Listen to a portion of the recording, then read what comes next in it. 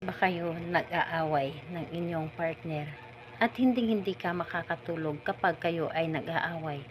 Bakit hindi natin gawin o bakit hindi natin baliktarin ang sitwasyon na siya yung hindi makatulog kapag kayo ay hindi nagkakaunawaan?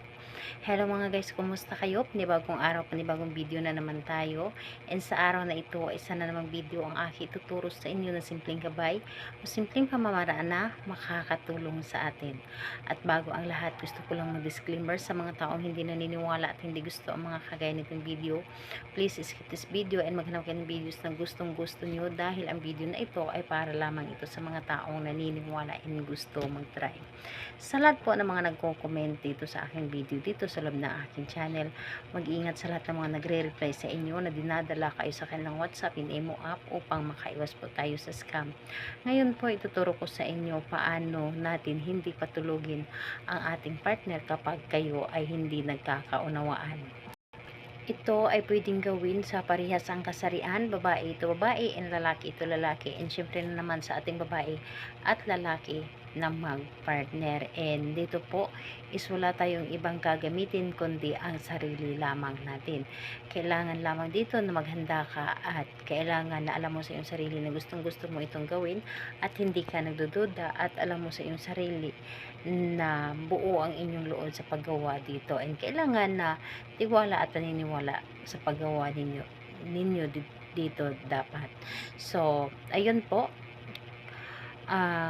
kapag ready ka na, pwede mo na itong umpisahan. Sa paggawa mo dito, madali lang. So kapag yung time na mag-aaway kayo, ang gagawin po ninyo ay palihim ninyong sasambitin sa inyong isip ang kanyang pangalan. So ilang bisis po? 7 bisis ito. Palihim po. Kailangan nasa focus ka. And kapag time na nag-aaway kayo, dapat ay buruhan nyo muna ang kanyang galit or ang inyong galit po. At saka mo sasambitin na sa inyong isip yung pangalan at apelyido niya.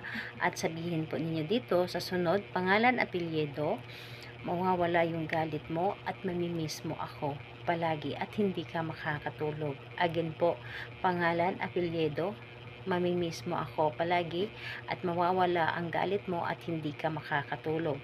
So 7 beses mo itong ulit-ulitin na pagkasambit at asahan ninyo ang taong ginawa ninyo nito ay hindi makakatulog at hindi mapakali hanggat hindi ito makipagbati sa inyo.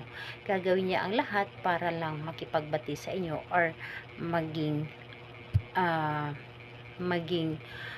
okay kayo dalawa.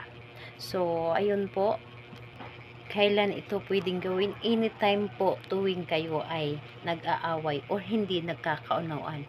Pwede mo itong gawin kahit saan po kayo at anong oras, basta hindi kayo ay nagkakaunawaan. Isip lamang ang gamitin natin dahil ang isip po ay sobrang makapangyarihan. So salamat po. Bye bye everyone. God bless us all.